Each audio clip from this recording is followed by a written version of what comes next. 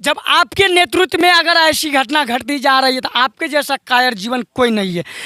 कानून के पास ले गए एसएसपी साहब के पास, तो एसएसपी साहब क्या अभी हम पहुंच चुके हैं रुचि हत्याकांड मामले को लेकर मुजफ्फरपुर जिला के काचरा प्रखंड अंतर्गत काचरा थाना पहसौल गांव में रुचि हत्याकांड मामले में एक नया मोड़ और ग्रामीण और पीड़ित परिवार ने लगाया है एसएसपी पर गंभीर आरोप। क्या नाम है आपका? राजीव कुमार सिंह। क्या आपको क्या लगता है कि पुलिस प्रशासन इस पे जो है या रुचि मामले में न्याय दिला पाएगी? नहीं, हम लोग एसपी साहब से संतुष्ट नहीं है, एसएसपी साहब से। डायरेक्ट एसपी साहब से या संतुष्ट नहीं है? जी, इसलिए संतुष्ट नहीं है कि हम वहाँ पर मौजूद थे जब हम लोगों ने सीसीटीवी से इन लोगों ने जब खंगाला और एसपी जब उस आरोपित को लेके पहुँचे और उन लोगों ने अपना जुर्म कबूल किया, आरोपित और हत्यारे का नाम भी बोला, फिर भी एसपी साहब उसको रख लिए, बोले हम इसका जांच करेंगे, डीएसपी साहब को देंगे, और उसके बाद भी एसपी साहब ने उसको छोड़ दिया और उल्टा पीड़ित परिवार पर एफआईआर कर दिया। ये कहीं से मतलब सोचने का विषय है कि एसपी साहब ने ऐसा क्यों किया। तो आप एसपी साहब के ऊपर इतना बड़ा इल्जाम लगा रहे हैं, कल आपके ऊपर भी एफआईआर कर देंगे, क्या कीजिएगा? कोई फर्क नहीं पड़ता है, एसपी साहब है, कुछ भी कर सकते हैं, लेकिन जब पीड़ित परिवार पर वो माने रुचि हत्याकांड में जब आरोपित को वो सजा नहीं दे पा रहे हैं और पीड़ित परिवार पर एफआईआर करते हैं, हम पर भी कर सकते हैं, कोई मैटर नहीं है। क्या नाम है चाचा जी? पंडित जयचंद्र झा। जी, ये बताइए कि इस घटना में पुलिस प्रशासन की कार्यशैली से कितना % आप संतुष्ट हैं? % नहीं, दुखी हैं हम लोग। एसपी साहब तो किडनैपर के बॉस हैं, क्योंकि ये लोग जो ले गए उनके पास। एसपी साहब किडनैपर का बॉस है जी, कैसे कह सकते हैं इस चीज को? कह सकते हैं, जबकि दोनों लड़का अपने संलिप्तता में स्वीकार किया कि हमने ऐसा किया उनके सामने, तो उसको छोड़ दिया गया और पीड़ित परिवार के 4 आदमी पर, या उनका सहायक हो पीड़ित परिवार का जो दुख में साथ देने वाला, उनके नाम उस लड़के से एफआईआर करवा दिया अपहरण का। तो अपहरण करके क्या होता है, या तो उसको मार दिया जाता है या रख के उसको घर वाले को फिरौती मांगता है। ये सब तो नहीं किया, कानून के पास ले गए एसएसपी साहब के पास, तो एसएसपी साहब क्या वो किडनैपर का बॉस है, इसीलिए ना ले गया कि हम अपने बॉस के पास ले जाते हैं, इनको जो करना होगा करेंगे। तो कुल मिलाकर जो है ये दुर्भाग्यपूर्ण घटना है, और ये जितने लोग भी इनके दरवाजे पे आप देख रहे हैं, ये इनके घर के लोग नहीं हैं, ये सारे इनके गांव के लोग हैं, अगल बगल के लोग हैं, और जो है ना ताल ठोक कर कह रहे हैं कि पुलिस प्रशासन कहीं ना कहीं से दोषी है और पुलिस प्रशासन इस अपराध को कराने में कहीं ना कहीं से संलिप्त है।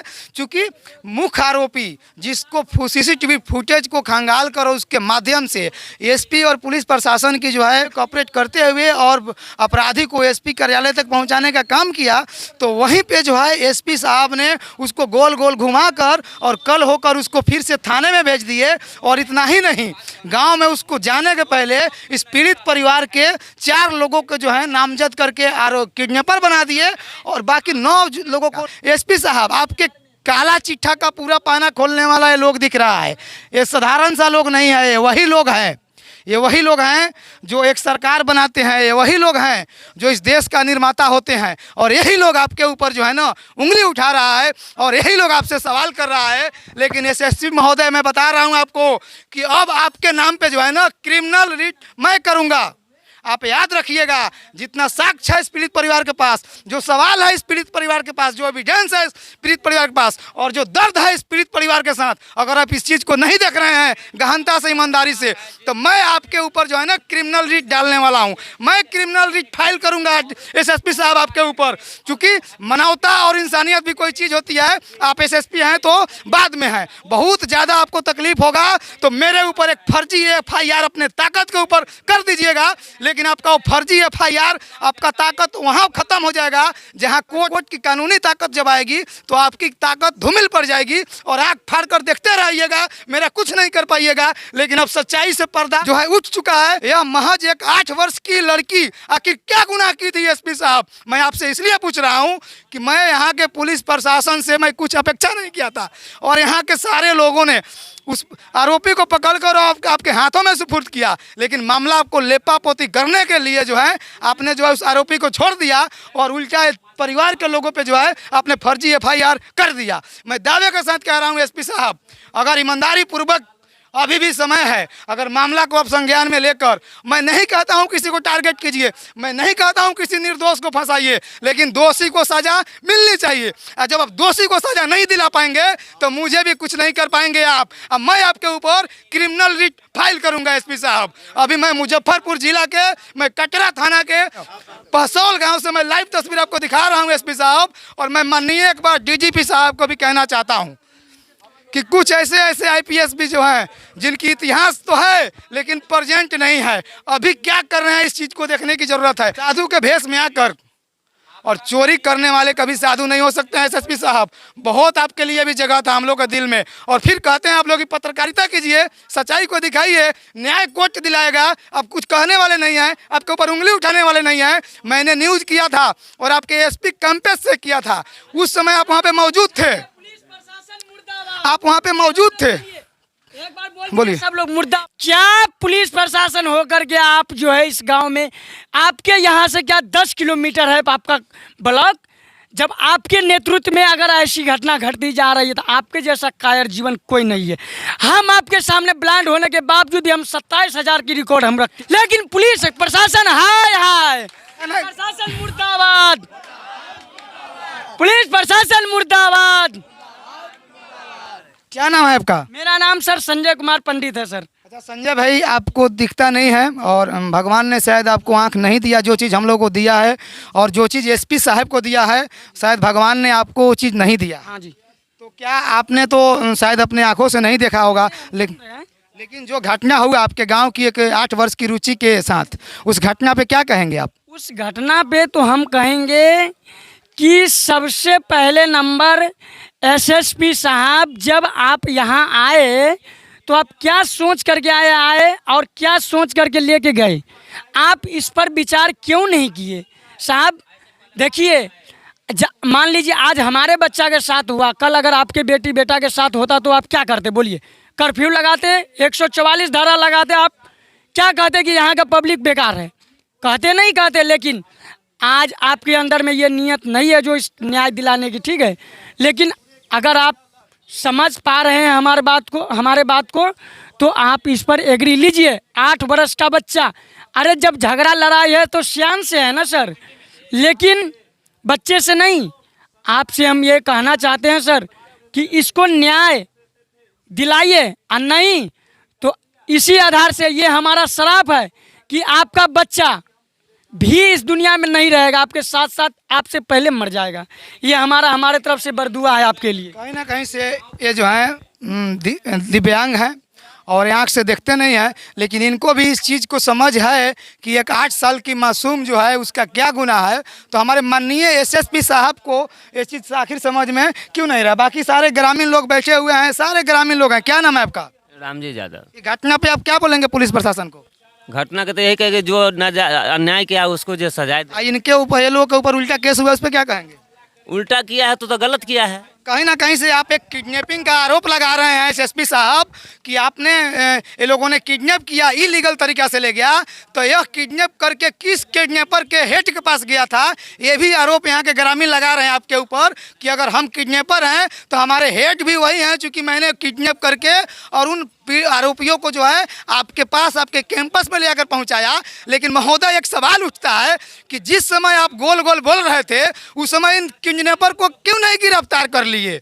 उस समय तो नहीं किए, उस समय तो गोल गोल बोल कर ये लोग को लंबा लंबा घर भेज दिए। फिर ये लोग को भेजने के बाद पता नहीं कैसा किस तरह का बयानबाजी करवाए और फिर उसको बुलवा दिए कि बोल दो कि हमें मार पीट कर ज़बरदस्ती दबंगई करके और हमसे बयान लिया गया है। मैं आपके उस बात को भी बरी करता हूँ SP साहब, लेकिन SP साहब जो CCTV फुटेज होता है ना, उसको कैसे, उस पर कैसे लिपापोती कीजिएगा? अगर उस पर लिपापोती कर दीजिएगा तो मैं भी माइक छोड़ दूंगा और मैं समझ जाऊंगा कि इस दुनिया में एक से एक जुगाड़ है।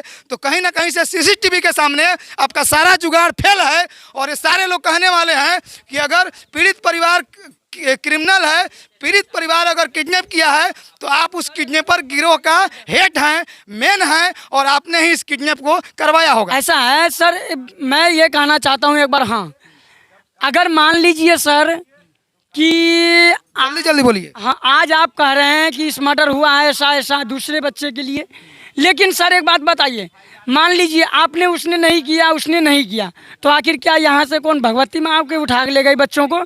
अच्छा मान लीजिए जो बंदा अगर धराया भी है उस पर आप कार्रवाई नहीं कर रहे हैं, उल्टे आप उल्टा सज़ा दूसरे को उसी पार्टी को दिला रहे हैं, ये कहीं का मतलब नहीं है सर। आप इस पर कानूनी कार्रवाई कीजिए, नहीं तो फिर आपके जैसा कोई बेशरम नहीं है सर।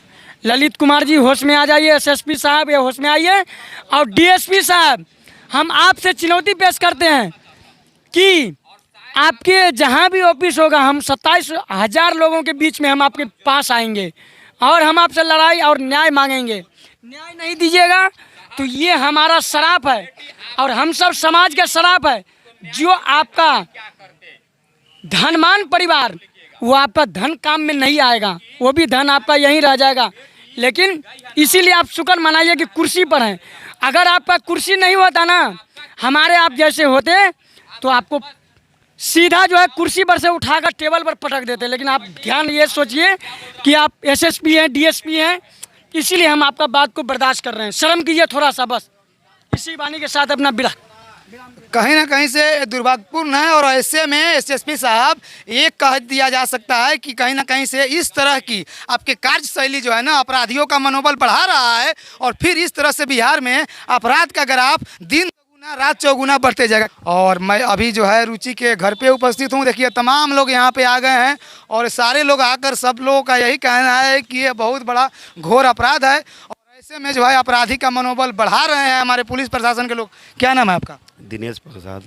दिनेश भैया ये बताइए कि ये जो अपराध हुआ है और अभी तक जो है सीसीटीवी फुटेज में बहुत सारे साक्ष्य आने के बाद कुत्ते को जाकर वहाँ पे एविडेंस को जाकर वहाँ पहुँचने के बावजूद भी अगर पुलिस प्रशासन इस मामले को रफा दफा करना चाह रही है तो इस पर क्या उम्मीद करते हैं पुलिस से? नहीं, अपराधियों के सज़ा होना चाहिए। बहुत बड़ा अपराध किया है, बच्चा को अन्याय किया है। आखिर बच्चा ने क्या बिगाड़ा था? दूसरी बात मैं एक बताऊँगा कि आखिर आपसी विवाद हो या जो भी विवाद हो, लेकिन एक विवाद को लेकर किसी बच्चे को, एक मासूम का हत्या कर देना ये कितना जायज़ है? और इसके लिए तो हमारे देश के, हमारे भारत सरकार को भी एक ऐसी इस तरह की एक सज़ा का प्रावधान करनी चाहिए और ऐसी सज़ा दिलानी चाहिए कि भविष्य में कोई अपराधी इस तरह का अपराध न करें। आखिर एक मासूम 8 साल की बच्ची का क्या गलती था, क्या दोष था? कोई दोष नहीं था। जो है बच्ची क्या किया? क्या नाम है आपका? बिरंची पंडित नाम है।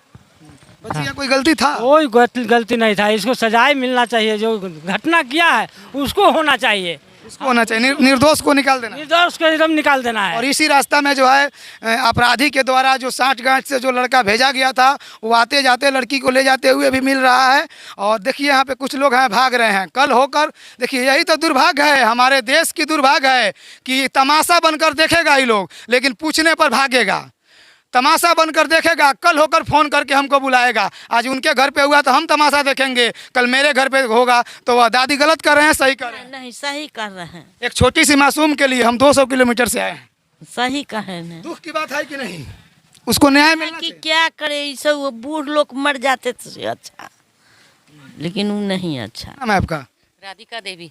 अच्छा राधिका देवी चाची, ये बताइए कि आपकी पड़ोस की बच्ची थी रुचि, 8 साल की थी, उसका जो है नवरात्रि के पंचमी के दिन हत्या कर दिया गया। दुर्भाग्यपूर्ण हत्या है और अभी तक पुलिस प्रशासन जो है इस हत्या को जो है टोल मटोल कर रहा है। इस पर क्या कहना है आपका? क्या कहना है उसका छानबीन कीजिए, विचार कीजिए। उसका आज एक आदमी का होगा, बिहान दूसरे का होगा, परसों दूसरे का होगा। ऐसा तो नहीं होना चाहिए ना गाँव में। गलत है ना, बच्चा बच्चा होता है ना। बच्चा को दुश्मनी क्या था? दुश्मनी है तो उसका पप्पा था, उस सब से लड़ाई करो, उस सब से कुछ करो। करता है नहीं कुछ कर रही है, किच्छो नहीं कर रहा है पुलिस के तो पैसा मिले बजाय है, कथी करते हैं? गाँव में लोग माने घर है, साँझे लोग घर पैक हो जाए। तो देख लीजिए आज भी गांव के लोगों में दहशत है और गांव के लोग हैं और ये लोग डायरेक्ट कह रहे हैं, गांव के एक एक लोग यही कर रहा है, यही बोल रहा है कि पुलिस प्रशासन पैसा लेकर जो है अपना काम कर रही है, पुलिस लिपापोती कर रही है और गांव के लोग आज भी दहशत में हैं। साँझ होते ही अपना दरवाजा बंद कर लेते हैं। बंद 8 बजे 7 बजे बंद है। लोग मतलब धिया पुता लोग केना पढ़ाई करते, केना लोग कथी करते, लोग काज केना करते हैं? तो कहीं ना कहीं से एसएसपी साहब ये लोग आपके उतना पढ़े लिखे नहीं है। हमको ये बेचारा कि जे घटना कल का वो आदमी पकड़ा जाके चाहिए और कुछ हो के चाहिए, ठीक है, निर्दोष ना फंसे। हाँ हो के चाहिए, आज पर से कुछ न हो के चाहिए। हाँ देखिए, तो इनका भी, दीदी का भी कहना है कि जो भी गलती किया है इनका भी यही कहना है कि टारगेट नहीं करना है। जो घटना किया है उसको ज़रूर सज़ा मिलनी चाहिए। अगर सज़ा नहीं मिलेगा तो ऐसे गांव का माहौल ख़राब होगा और अपराधियों का मनोबल बढ़ेगा। मैं इनके अभी गांव में हूँ, मैं एक एक लोग से पूछ रहा हूँ, सारा लोगों का बस वही कहना है कि अपराधी अपराधी है और यह घोर अपराध किया है। आज से पहले इस तरह का अपराध इस गाँव में नहीं हुआ था और शाम होते ही जो है लोग घर का कुंजी लगा लेता है और अपने बच्चे को घर से बाहर नहीं निकलने देता है। सही बात है? सही बात है। क्या नाम है आपका? प्रमोद कुमार यादव। घटना पे क्या कहेंगे आप? इससे तो सजाई होना चाहिए। होना चाहिए ना? जी होना चाहिए, मारने वाला का भी अथी होना चाहिए। ऐसे ही इसको कठोर से कठोर सजा मिलनी चाहिए। हाँ हाँ, कठोर से। तो पूरे गांव के लोग, समाज के लोग, पूरे लोग, हर आदमी जो है इस चीज़ को चाह रहा है कि रुचि को न्याय मिले। लेकिन आखिर हमारे माननीय एसएसपी साहब क्यों नहीं चाह रहे हैं? हमारे माननीय पुलिस प्रशासन क्यों नहीं चाह रही है? यह सवाल है और यह सवाल बिहार के भ्रष्ट सिस्टम से है। मैं भ्रष्ट सिस्टम इसलिए कह रहा हूं कि जहां पे साक्ष्य नहीं होता है, एविडेंस नहीं होता है, लोग बोलने वाला नहीं होता है, वहां पे मामले का पता नहीं चलता है। लेकिन जहां पे लोग सैकड़ों की संख्या में, हजारों की संख्या में लोग सच्चाई को बोलने के लिए तैयार है, जहाँ पे सीसीटीवी में सब कुछ कैद कर लिया गया है, अगर उस जगह पे भी और घटना को लगभग 15 दिन बीत जाए और आज तक जो है पीड़ित परिवार को न्याय न मिले, बेवजह का जो है पीड़ित परिवार को परेशान किया जाए, पीड़ित परिवार के ऊपर जो है फर्जी मुकदमा किया जाए, तो कहीं ना कहीं से घोर निंदनीय है। और एसपी साहब, हमारी बात अगर आपको बुरा लगे, तकलीफ लगे, तो ज़्यादा से ज़्यादा आप मेरे ऊपर एफआईआर फर्जी कर दीजिएगा, मुझे फ़र्क नहीं पड़ेगा, क्योंकि मुझे भी न्यायपालिका पे जो है ना बहुत विश्वास रहता है। लेकिन एक बार उसके बावजूद भी बातचीत को ख़त्म करते हुए, मेरे बातों को दिल पे नहीं लेते हुए, ये सारे लोगों का बात दिमाग पर लीजिए और कम से कम पीड़ित परिवार को न्याय दिलवाइए। मैं आजीवन आजीवन आपका ऋणी रहूँगा और आपका चरण छूकर एक बार जो है ना प्रणाम करूँगा।